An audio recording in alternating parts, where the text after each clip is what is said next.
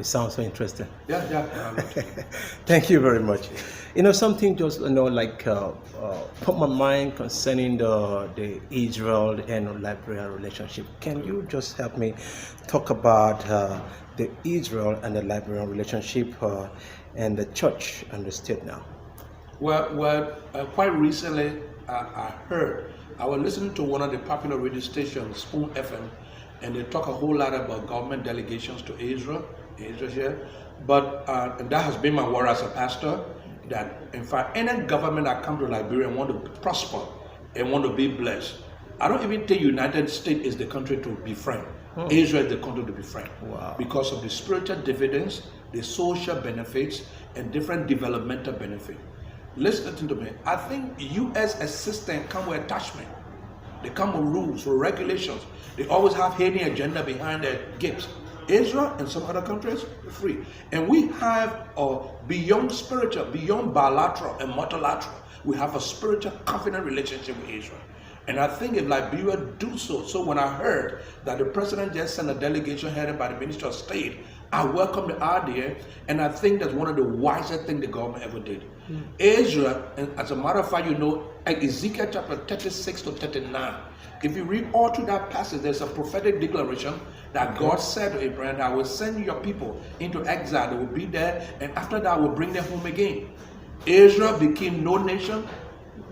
Before 1948, Israel spread all around the corner of the earth. And in May 14, 1948, in fact from 1940, they started to return home, which was a fulfillment of Ezekiel 36 to 39, which is a fulfillment of Zechariah. And they begin to come home from different parts of the world in fulfillment of scripture. And on that day, when United Nations convened to rebirth this new Israel, it was Liberia who cast that vote. And the Liberian representative was Dr. Dan Soma Johnson.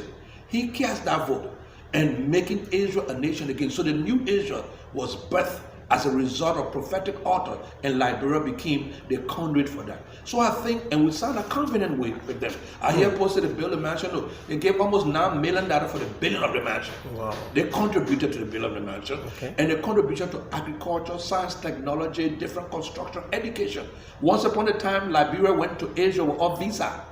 Once upon a time, we were visa-free for Liberia. So the covenant became strong. But when the war came, even before the war, Talbot took a wrong decision. He sued Israel on behalf of the Palestinians. Samuel Dokin expelled them. And many other things happened. So after many years, if this president and his government decided that, look, the relationship with Israel is paramount, let's send an envoy. Let's see, they're supposed to open an embassy here. The Israeli embassy right now is in Ghana, over the region, but it was before in Liberia. So if we can provide a means to allow the embassy to be situated here, if Liberia can start contemplating on moving our embassy to Jerusalem, like the United States did, those are confident things, those are things. He who blesses Israel, God will bless. The one who crushes shall curse. Every nation that ever crushed Israel, every nation that ever took step against Israel, today where are they?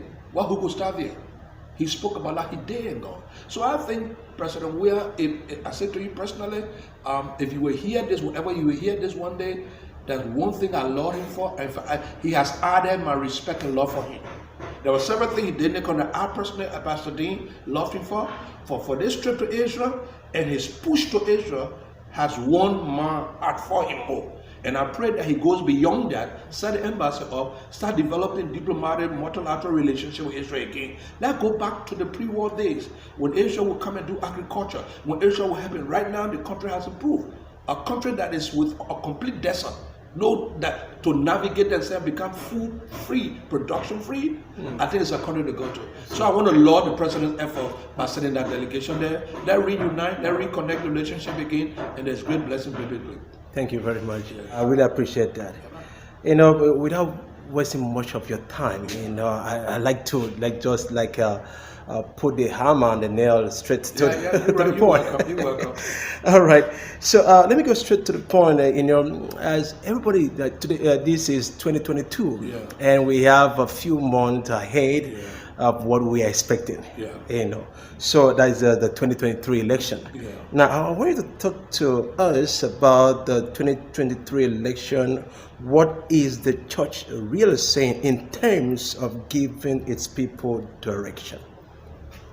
Well, let me tell you this much: we are at a critical stage. They have not yet announced the freedom for campaign, but I know people are gearing up. The leaders know that, and they don't have to wait for 2023 to begin to put their house in order. Okay. But we do know that the church has a role to play. I also believe that the church should do everything to maintain its neutrality. Okay. Even though no one is neutral, All right.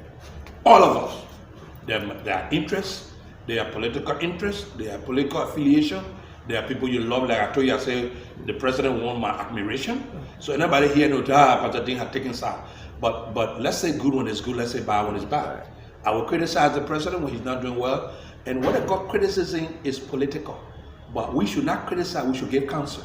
So if the president is wrong, I'm under obligation as a spiritual leader and conscious society to say, look, Mr. President, I don't have to go on the radio. I don't have to go and condemn him. I don't have to seek the means by which I can say to him and give him my view.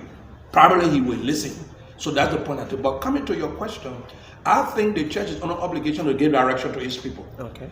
That is when they come to the confused state, when there are too many people on the ground, when the playing field is not level, when there's political confusion, when we sense that there will be trouble, then people can, and what the church position? But until then, the church cannot be a clear, we cannot point a finger to anybody. However, we are under obligation to give direction to our people. Okay. That when the time is coming, we can begin to preach on the qualification of a leader. We can begin to talk what kind of leader you look for. I was talking to the young people and they say, when the righteous rule and then the wicked rule, the people suffer. And Proverbs chapter 29, verse 2.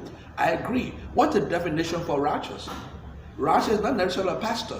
Righteous is not necessarily a righteous man who respects the rule of law. Oh, yeah. A righteous man who respects human rights. Okay. A righteous man who has love for country. A righteous man is a patriot. A righteous man is the man who wants to see the best of his people. So if you put righteous in context, you find that there are people who may not be going to church. There are people who are not preaching the word of God. But deep down in them, the love for God, the fear of God, the love for mankind puts them in the position of a righteous. So when we're talking righteous, it's not that one pastor got to be president. No. All pastors are not even called into governmental leadership. There are people with governmental leadership. There are people who stay in the temple. There are people who should go in the palace. But as we look at 2023, I think it's going to be a wonderful time. It's going to be challenging. And I think the president, this government is putting the house in order. I hear people say, oh, the president knows what to do. He's one of the smartest presidents I've seen lately. He's very smart. If you follow his track, the way he responds, the way he talks things, the way he, I was passing the other day, he came from other country, he was at the park. People say a lot about our park. The park is this, it's right around the airport, it's right around this, and sometimes when I pass, I say, you know what? If you travel to other country and see the building plane have to pass before they land, the high-rise building, that plane have to go over to find a landing space, and you look at Bangistan, what got still zing round, that the plane have to pass over, just a noise. 2, prior to this place being built, Brother Hanson, our children went to Duko in our unfinished building looking for Good Friday. Our children went to beaches looking for place for recreation. Yeah. Our children went to nightclub looking for place for recreation. There was no recreation. Yeah. Now all that noise we got, look at the park. Schools are there, everything. I never passed by one day, I didn't see people to that park. So what the noise about? So I think the president, his approach to criticism is one of the wisest things that I've seen. That he preferred to see what I do and don't talk. Because you can't respond to everybody. Every time I pass by that park, I said, now he want to open the pool. It's a swimming pool. So what we see is our children can now go to the park. We can have a picnic around the park. We can now go there and have a retreat around the park. The children don't have to go to an unfinished building. Nobody will smoke to that park. Liquor, alcohol is not allowed there. So the restriction itself is in support for childhood development and development of the mind. Yeah. So you see, but if you don't know and you want, now people think opposition means that oppose everything. Don't oppose when no one is opposing you. Sometimes you say, look, it's good, it's wrong. But I think he's done well. But 2023, come 2023, I'm praying that we'll have a peaceful, I'm praying that we'll have a free and fair elections. I'm praying that the playing field will be level, that all those who want to participate, who meets the requirement of the Elections Commission, will have the time to come and campaign. We have the time to show, give us your platform. Tell us what better are you doing that is not being done now. Convince your people as to why they should vote for you. I think that's the whole essence of electoral process. Then to make one person and bar him off another person. No, the president, by constitution, he has right to second term. By constitution, he has right to second term. So he has the right to say, I'm running again. It's not violation of constitution. But does he have what it takes to run again? Has he done sufficient to convince the people to run again? We will look at it. We are seeing it right now. And so now the other people who come and say, we got the best to do, let's see what they have. So when you compare the two, I as a pastor will stay in my pulpit and say, you know what? Having seen this is the side I'm going. I'm going to do that. I'm going to do that. I will stay in the pulpit. I got churches all across the country. I'm head of one of the biggest network now, the pastoral network. I divided Morovia. The country got 17 districts. I got 21 districts. So when I bring all the districts have district leaders. I have 21 districts, and I divided every district into area. So I have 21 districts. I have 5 areas every. So 21 times 5. 5 times 21 plus. So those are the leaders I got. So when I want to meet all the churches, 8,772 churches in Montserrat County. I know their location. I know their leadership. So when the time comes for us to get direction, we'll get direction. We will get direction. But until then, your question is, what is the church saying? The church globally, the church nationally, I don't know. But I think the church should not take side. The church should pray that God will give us a level playing field. Pray for this president. Pray for even the opposition, that God will give direction. But at the end of the day, we will see the qualification by the works we do. By their fruit, we shall know them. Not by their talking. Thank you, sir. I love that.